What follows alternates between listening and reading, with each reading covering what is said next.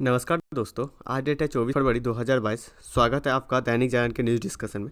इस डिस्कशन के अंदर आज हम कम्प्रिहेंसिव वे से यहाँ पे न्यूज़ डिस्कशन करते हैं 360 डिग्री के एंगल से, जिसमें हम यूज़ करते हैं कि आपको यूपीएससी में पीटी के लिए कौन सी इंपॉर्टेंट हो चीज़ें निकल के आ सकती है और कौन सा किसका आप मेंस में यूज़ कर सकते हैं। ठीक है, कम्प्रिहेंसिव वे से कर सकते हैं। एक जस्ट एक इन्फॉर्मेशन कि आप लोग का आंसर राइटिंग जो क्लास है, आंसर राइटिंग जो प्रोग्राम है, वो लॉन्च होने जा रहा है 1 मार्च से।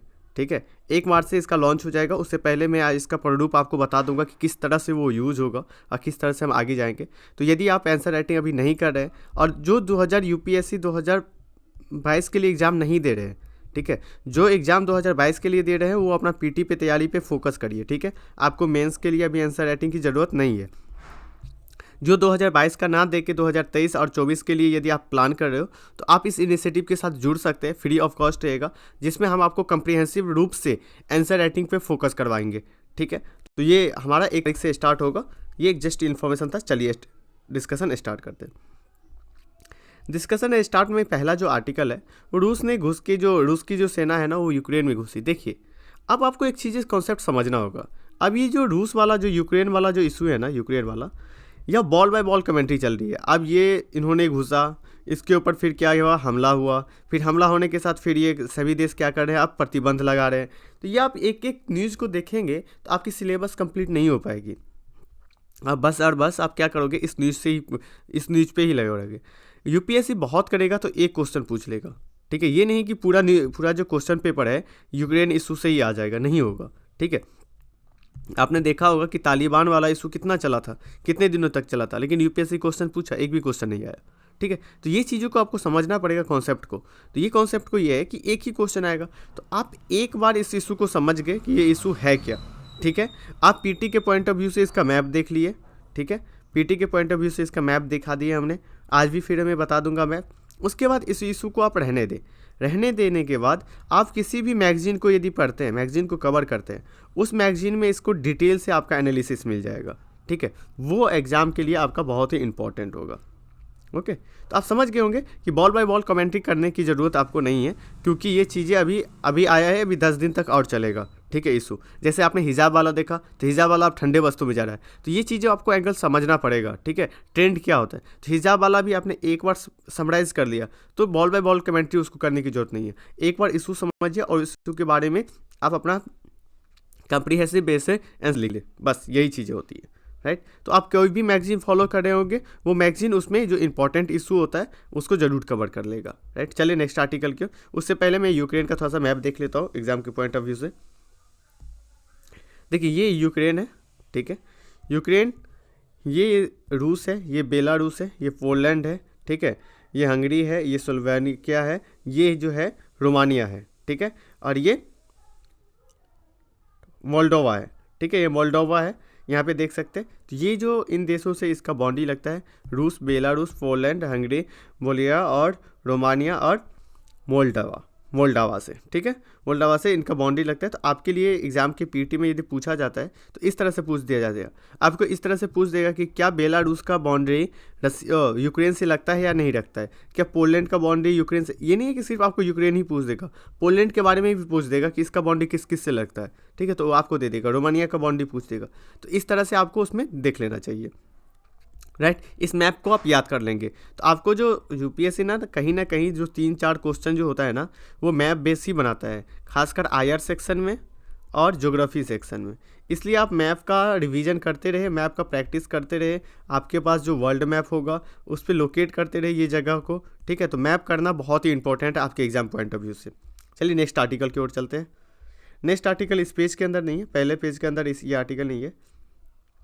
सेकेंड जो आर्टिकल है वो कुतुब मीनार से संबंधित है। देखिए, कुतुब मीनार का इशू फिर से सामने आ गया।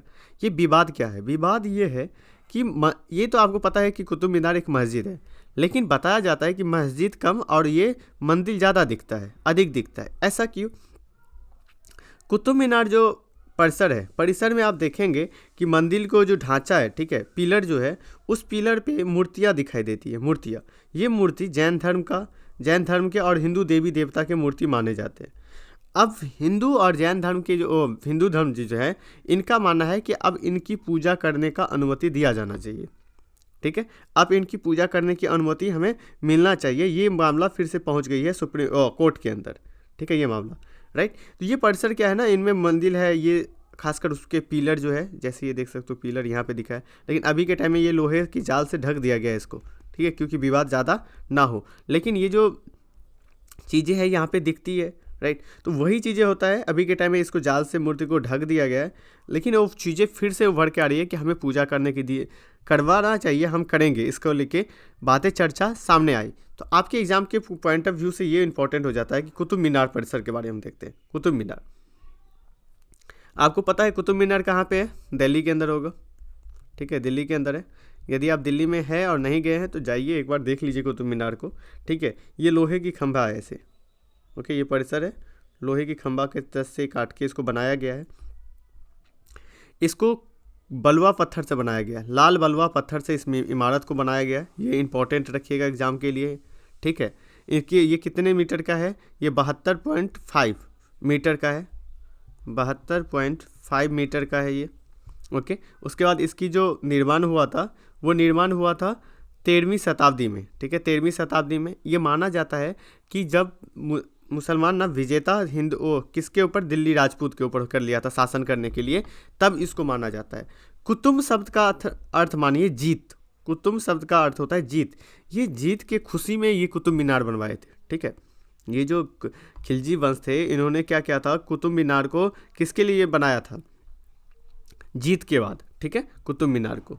इनका एक रूप से माना जाता है, इसका कार्य क्या होता था? कार्य ये होता था कि जो नाजिमिया, ठीक है, नवाजिया, ठीक है, नवाजिया जो है ना, अजान देकर क्या करते थे, कुबातुल इस्लाम मस्जिद के को नमाज पढ़ने के लिए बताते थे।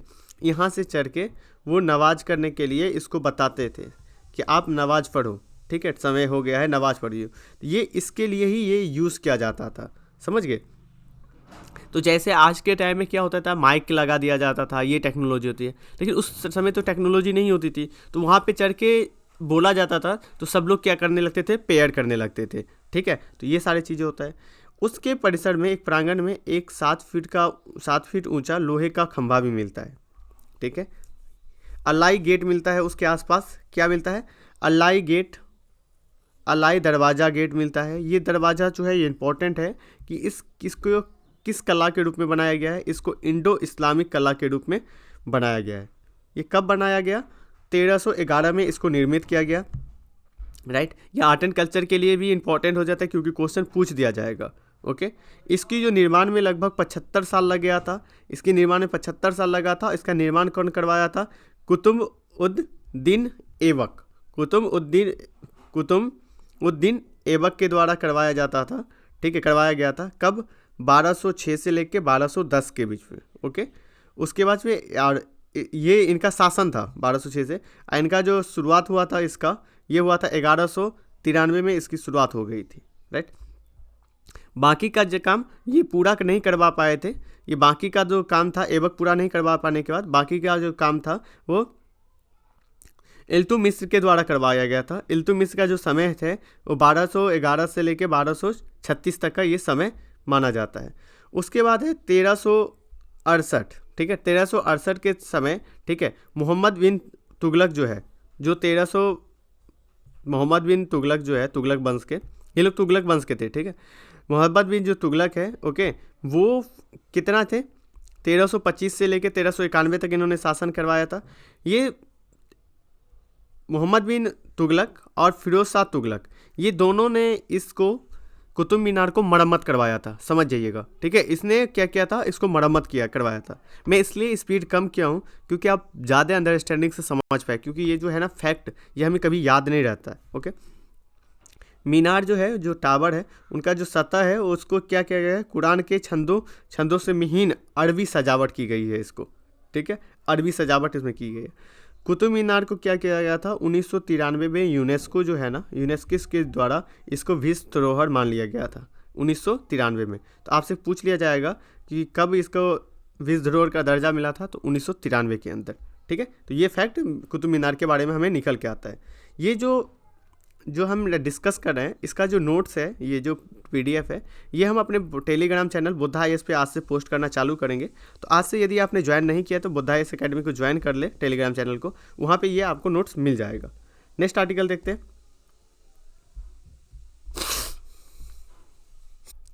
नेक्स्ट आर्टिकल इस पेज के अंदर नहीं है, इस पेज के अंदर है कि ब्रिटेन के बहुपक्षीय वायु युद्ध अभ्यास होने जा रहा है। किसके साथ? ब्रिटेन के साथ, ठीक है, जिसमें भारत और ब्रिटेन के आगामी जो वर्ष है, आने वाला जो महीने हैं उसमें होगा, आगे आने वाला है, उसमें भारत के स्वदेशी जो निर्मित जो तेजस है, तेजस जो मिसाइल है वो भाग लेगा, उसका इस्तेमाल किया जाएगा। तो इसलिए ये तेजस न्यूज में आया क्योंकि ये स्वदेशी बना हुआ है।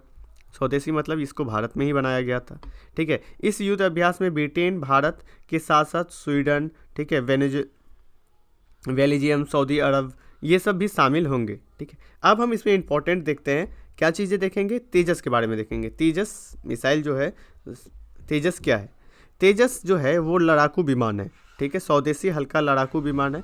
ये विमान विकास एजेंसी के द्वारा और हिंदुस्तान एरोनॉटिक्स लिमिटेड के द्वारा संयुक्त रूप से बनाया गया है।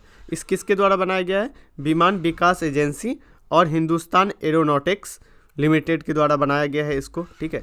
ये जो है हल्के वजन के होते हैं और बहु भूमिका निभाने वाले होते हैं। ये नहीं है कि एक ही भूमिका निभाएंगे, ये बहुत सारे भूमिका निभाते हैं, ठीक है।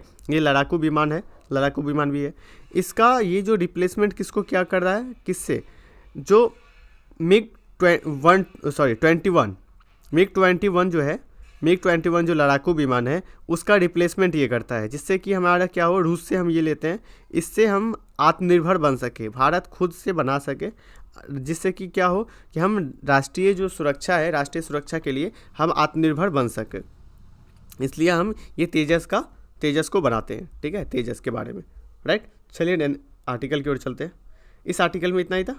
चलिए अब नेक्स्ट आर्टिकल, ये वाला देखिए। ये अचानक वो जो है जयशंकर जी अभी फ्रांस के दौरे पे गए थे, ठीक है, और फ्रांस के जो संबंध को लेके कॉन्फ्रेंस हुआ था, उन थिंक टैंक जो है उन्होंने कॉन्फ्रेंस लिया था, पेरिस में एक थिंक टैंक है, उनके साथ संवाद करते हुए जयशंकर जी ने बोला कि भारत और फ्रांस का जो संबंध है वो गहरे विश्वास और आधारित है, जो अचानक बदलाव के लिए मुक्त नहीं है। मतलब इसमें कोई अचानक ये नहीं है कि बहुत सारा बड़ा बदलाव आ जाएगा।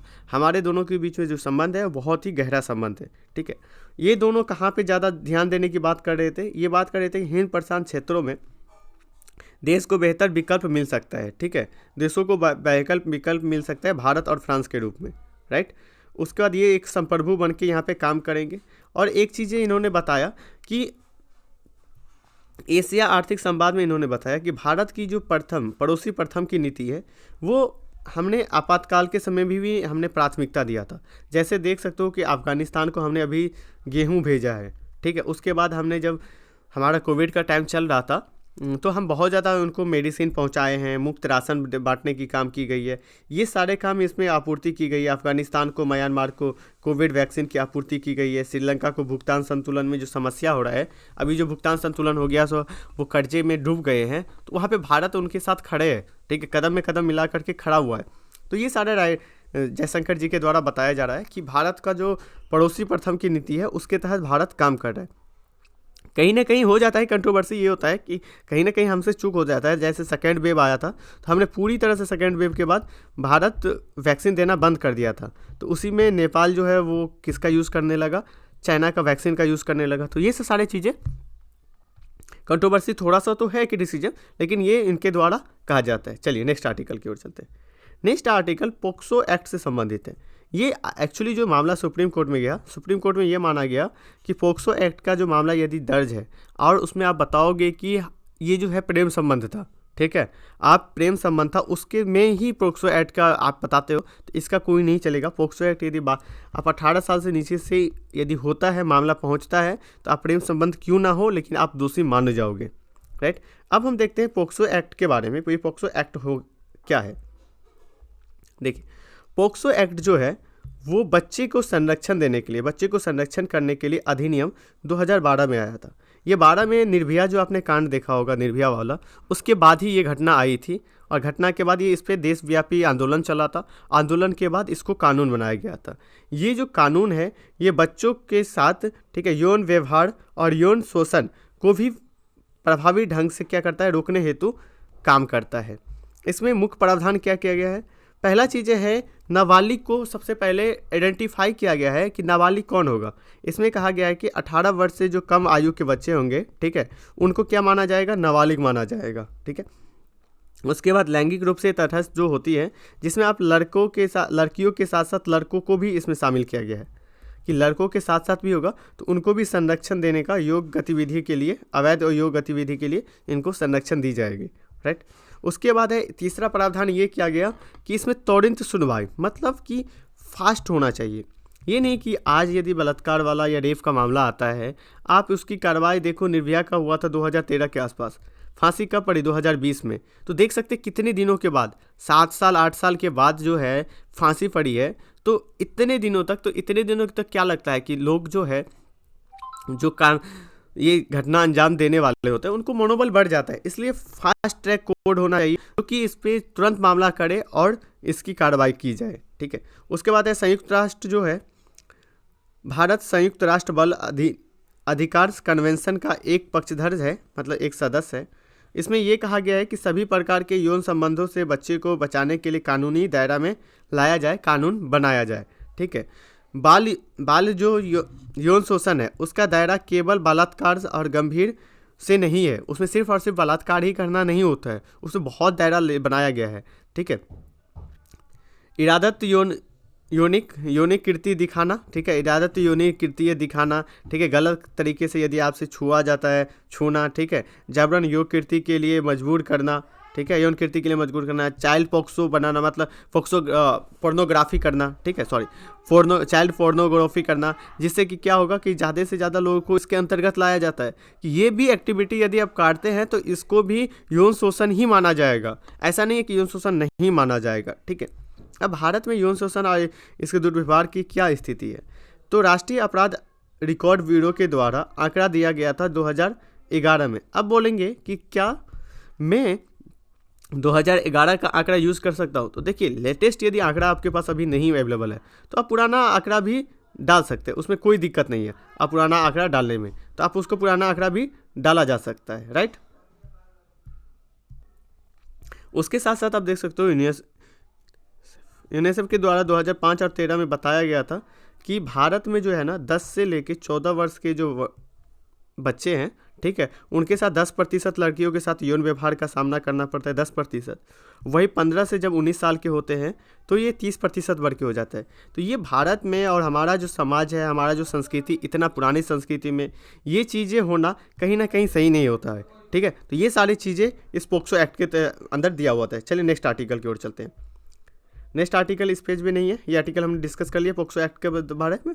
चलिए नेक्स्ट आर्टिकल इस पेज के अंदर भी नहीं है, इस पेज के अंदर भी नहीं है। देखिए ये पेज के अंदर में ना ये सब जो आर्टिकल है ना उतनी ज़्यादा इंपॉर्टेंट नहीं है, तो जो इंपॉर्टेंट है आपको उसी को पढ़ना है, राइट। आप टारगेट रखें कि 1 से 1.5 घंटा में न्यूज़पेपर आपका हो जाना चाहिए। 1.5 आवर बहुत है, उससे ज़्यादा यदि लगता है तो आप छोड़ दीजिए, अपना सिलेबस का दूसरा पार्ट पढ़ना स्टार्ट करिए, क्योंकि यहीं पे आप लगे रहेंगे पूरे दिन तो आपसे काम नहीं होने वाला, क्योंकि सिलेबस भी आपको पढ़ना पड़ेगा, राइट। नेक्स्ट आर्टिकल इस पेज में के अंदर नहीं है। इस पेज के अंदर है कि कृषि निर्यात की ओर तेज़ी से बढ़ रहा है बिहार। एक्चुअली बिहार के बारे में दिया हुआ है और परिवहन की बड़ी चुनौती है, यहाँ पे परिवहन का चुनौती है। तो हम भी इसके बिहार में एंगल से ना लेके इसमें पूरा भारत के एंगल से लेते हैं कि कृषि में यदि कहीं पे भी निर्यात आपको बढ़ाना है ना, निर्यात, तो सबसे पहले जो इसमें बात किया जाता है सिंगल विंडो सिस्टम पे जोर दिया जाना है। सिंगल विंडो सिस्टम क्या होता है? देखिए, अब आप कोई भी इन्वेस्टर होता है, कोई भी काम होता है, उसके लिए कोई व्यक्ति आता है, इस व्यक्ति को यदि 5 मंत्रालय के पास जाना पड़ेगा, गृह मंत्रालय के पास, दूसरे मंत्रालय के पास, पर्यावरण मंत्रालय के पास, वाणिज्यिक मंत्रालय के पास, वित्त मंत्रालय के पास, 5 जगह जाना पड़ेगा। तो ये जो व्यक्ति होगा ना वो मतलब कि परेशान हो जाएगा, अरे क्या क्या करना पड़ता है हमें यहाँ के। लेकिन सरकार यहाँ पे सुविधा के लिए सिंगल विंडो देती है, एक खिड़की के पास खड़ा हो जाइए, इनको दीजिए और ये आपको पूरा काम करके यहाँ पे फाइनल कर देंगे। तो ये जो व्यक्ति है ना, इनको आसानी होगा। इससे क्या होगा, हमें निवेश भी ज़्यादा आता है और हमारे देश में निर्यात भी ज़्यादा बढ़ेगा, ठीक है। तो इसमें यही बात किया जाता है कि सिंगल विंडो सिस्टम पे जोर दिया जाना चाहिए। उसके साथ साथ कुछ चुनौती बताया जाता है। चुनौती ये बताया जाता है कि हमारा जो उत्पादन होगा, ठीक है, हमारा जो कृषि का जो उत्पादन होता है वो अंतर्राष्ट्रीय जो बाजार के जो मानक है, जो मांग है, उनके अनुरूप नहीं होता है। जिसमें आप देख सकते हो कि उनकी ब्रांड पे ब्रांडिंग करना, पैकेजिंग करना, इसमें कहीं ना कहीं बासमती जो चावल है उसको हमारा यूएसए ने बैन कर दिया। क्यों बताया? क्योंकि वो बोलते हैं कि इसके साथ साथ बहुत खतरनाक कीटनाशक भी आ जाते हैं। तो इसका मतलब ये है कि जिस मापदंड का अंतर्राष्ट्रीय लेवल पे मापिंग है उस पे हम खड़ा नहीं उतरते हैं, तो इसके खड़ा होने की बात की जाती है। ठीक है, उसके बाद ऐसा खेती करिए जो जलवायु अनुकूल हो। ठीक है, पारंपरिक खेती के रूप पे हमें जोर देने की ज़रूरत है, फिर जोर देना चाहिए। हम नेपाल में और बांग्लादेश में ज़्यादा से ज़्यादा अनाज पहुंचा सकते हैं। ठीक है, यूरोपीय खाड़ी कंट्री में, अमेरिका में, यहाँ पे भी हम निर्यात कर सकते हैं, उनके मानक पे खड़ा उतर सकते हैं। उसके लिए हमें प्रैक्टिस करनी पड़ेगी, एक एजेंसी बनाना पड़ेगा, जो एजेंसी इसके लिए हमें कार्य करना पड़ेगा।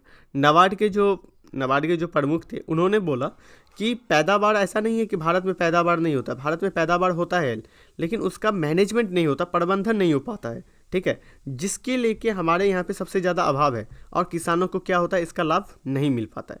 तो यही चीज़ आती है कृषि से संबंधित कि ये प्रॉब्लम है। ऐसा नहीं है कि हमारे यहाँ पे पैदावार नहीं हो रहा है, पैदावार हो रहा है, लेकिन वहाँ पे सही जगह पे हम इस्तेमाल नहीं कर पाए और उसका प्रबंधन नहीं कर पा रहे हैं। ठीक है, चलिए नेक्स्ट आर्टिकल की ओर। नेक्स्ट आर्टिकल जो है ये है प्रधानमंत्री के द्वारा बताया जा रहा है कि ये ग्रामीण क्षेत्र के बारे में बता रहे थे कि ग्रामीण क्षेत्र में हमने बजट में बहुत सारा प्रावधान किया है 2022 और 23 के लिए। ठीक है, आने वाले समय में हो सकता है तो बजट का भी सेशन हम लेना स्टार्ट करेंगे, बजट पे भी वीडियो आना स्टार्ट होगा। हम प्लान कर रहे हैं कि क्योंकि बजट या आर्थिक सर्वे दोनों में से ही आएगा, क्योंकि वो एग्ज़ाम के लिए आपके बहुत ही इंपॉर्टेंट हो जाता है। ठीक है, तो इसमें प्रधानमंत्री के द्वारा बताया जा रहा था कि हर घर जल, स्वास्थ्य, गांव में क्या होना चाहिए, ब्रॉडबैंड होना चाहिए, कनेक्टिविटी होना चाहिए, जिससे कि लोगों को वहाँ तक सुविधा पहुँचाया जा सके। चलिए नेक्स्ट आर्टिकल की ओर चलते हैं। नेक्स्ट आर्टिकल है, ये मुकेश अंबानी के द्वारा कहा गया है, लेकिन ये उतना इंपॉर्टेंट आपके लिए नहीं है। बस एक चीज़ मैं समझाऊंगा, वो समझिए यहाँ पे कि 2 दशकों में 7.5 लाख हो जाएगी प्रति व्यक्ति आय।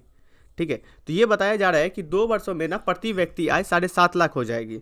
अब हम बात करते हैं कि प्रति व्यक्ति आय निकलता कैसे है, जिसे हम पर कैपिटा इनकम कहते हैं, प्रति व्यक्ति आय। देखिए प्रति व्यक्ति आय क्या निकलता है, आपकी जितनी भी राष्ट्र की आय है, ठीक है, आपके राष्ट्र की, मान लेते हैं कि आपके घर में ना 5 पर्सन है, आपके फैमिली में 5 पर्सन है। एक कमाते हैं 100 रुपया, दूसरा कमाता है 500 रुपया। आप जो हो, आप पढ़ाई कर रहे हो तो आप कुछ नहीं कमाते हो, आपकी मम्मी कुछ नहीं कमाती है, आपकी सिस्टर कमाती है 100 रुपया, मान लेते हैं कि ऐसे करके चलते हैं। तो टोटल आपके घर का इनकम कितना हुआ, 500। टोटल घर के इनकम को जोड़ देंगे, 500, 600, 700 और उसको डिवाइड कर देंगे टोटल पर्सन से। कितना आपके घर में जनसंख्या है, 1, 2, 3, 4, 5, तो 5 से कर देंगे।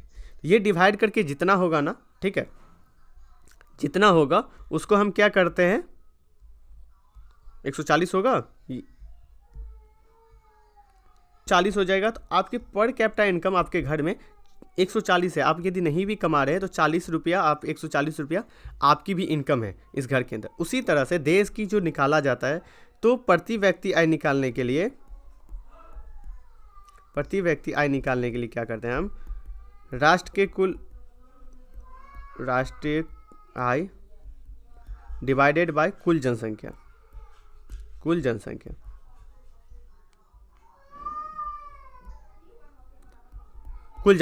ठीक है, इससे करते हैं। तो इसको हम क्या निकालते हैं, राष्ट्रीय प्रति व्यक्ति आय निकाल पाते हैं। तो यही कॉन्सेप्ट यहाँ पे हमें समझाना था आपको, और ये चीज़ें आपको पढ़ने की कोई ज़रूरत नहीं है। नेक्स्ट आर्टिकल की ओर चलते हैं। देखिए भारत की समस्या बढ़ सकती है यूक्रेन की संकट पे, वही चीज़ें आ गई फिर से, तो हम डिस्कस नहीं करेंगे, क्योंकि ये मामला हमें पता चल जाएगा कि भारत की समस्या ये हो सकती है कि अब बैलेंस बनाना पड़ेगा इनको, कि रूस के साथ कैसा संबंध रखना पड़ेगा, यूएसए के साथ। S-400 हम ले रहे हैं, तो अब फिर से यूएसए बताएगा कि आप S-400 ना लें। ठीक है, तो वही चीज़ें यहाँ पे कयास जताई जा रही है। तो ये चीज़ें आपको बाद में, आप हर एक एंगल आपको सारे चीज़ें समझ में आ जाएगा। यदि आपके पास टाइम है तो इसको रीड कर लीजिए, नहीं तो मेरी सजेशन माने तो इसको अभी स्किप करके चले, यदि आपने यूक्रेन इशू कवर कर रहे हैं तो। यदि नहीं किए हैं तो एक बार इसको देख ले डिटेल में। नेक्स्ट आर्टिकल इस पेज में नहीं है। नेक्स्ट आर्टिकल इस पेज में है कि भारत में ना एक समस्या निकल के आती है, वो ट्रैफिक का समस्या है, ट्रैफिक जाम। आपने भी देखा होगा दिल्ली, मुंबई जैसे महानगरों में ट्रैफिक बहुत ज़्यादा समस्या आता है, सरदर्दी वाला काम होता है ट्रैफिक यहाँ पे। ठीक है, ग्लोबल लोकेशन टेक्नोलॉजी के द्वारा रिपोर्ट में ये कहा गया है कि इन शहरों में जाम से ज़्यादा लोग परेशान होते हैं। ठीक है, तो यही रिपोर्ट दिया गया। इसको पढ़ने के लिए क्या करना चाहिए, इससे क्या होता है, प्रदूषण भी बढ़ता है। देखिए, गाड़ी अब खड़ा रहेगी जाम में तो उतना देर तो ईंधन चलेगा नहीं, तो ये गाड़ी तो पहुंच जाती, तो प्रदूषण भी इससे बढ़ जाता है। राइट, चलिए नेक्स्ट आर्टिकल की ओर। देखिए, क्रिप्टो करेंसी फिर से आया। क्रिप्टो करेंसी के लेके भी आर्टिकल बहुत ज़्यादा चल रही थी। क्रिप्टो करेंसी को लेके आपको इस महीने के विजन में भी मिल जाएगा, चीज़ें दिया हुआ है। ठीक है, वहाँ से आप कवर कर लें, इसमें कोई इंपॉर्टेंट पॉइंट निकल के नहीं आता है। नेक्स्ट आर्टिकल इस पेज के अंदर नहीं है, इस पेज के अंदर भी नहीं है, इस पेज के अंदर भी नहीं है। तो इस पेज के अंदर ये आर्टिकल देखिए, ये सब जितने भी है ना, सब यूक्रेन इशू है। यूक्रेन इशू को आपको नहीं देखना है। ये भी वही चीज़ें हैं कि ये इसमें रूस के द्वारा ये बताया गया है कि S-400 जो हम खरीदते हैं उसके लिए कि जो ये प्रतिबंध लगाया गया है, तो भारत पे इसका कोई प्रभाव नहीं पड़ेगा आर्थिक सैन्य सहयोग के लिए। ठीक है, रूस इसके लिए खड़ा रहेगा और लड़ते रहेगा। ओके, इनको सप्लाई करते रहेगा, ये बातें चीज़ें, और उधर लड़ते रहेगा। तो ये सारा चीज़ें इनके द्वारा कहा गया है। तो वही चीज़ें समझे कि भारत जो है ना, उनको लेकर दिया गया है, ये भी यूक्रेन ही इशू है। नेक्स्ट आर्टिकल इस पेज के अंदर भी नहीं है, इस पेज के अंदर भी नहीं है। इस पेज के अंदर इतना ही इंपॉर्टेंट आर्टिकल था आज के न्यूज़पेपर के अंदर। तो जिसको हमने डिटेल में डिस्कस किया। आप हमारे चैनल पे यदि नया है तो चैनल को सब्सक्राइब कर ले और अपने दोस्तों के साथ शेयर करें। जब से हम दैनिक जागरण का डिस्कस कर रहे हैं तो आपकी रिस्पांस अच्छी आ रही है, तो आप हमें ज़रूर सजेशन करें कि क्या इसमें हम और वैल्यू ऐड कर सकते हैं। ठीक है, और आप तैयार रहे, 1 तारीख से हमारा आंसर राइटिंग प्रोग्राम चालू होने वाला है, फ्री ऑफ कॉस्ट रहेगा और कम्प्रीहेंसिव वे में उसको चालू किया जाएगा। तो आज के डिस्कशन में इतना ही। Thank you so much.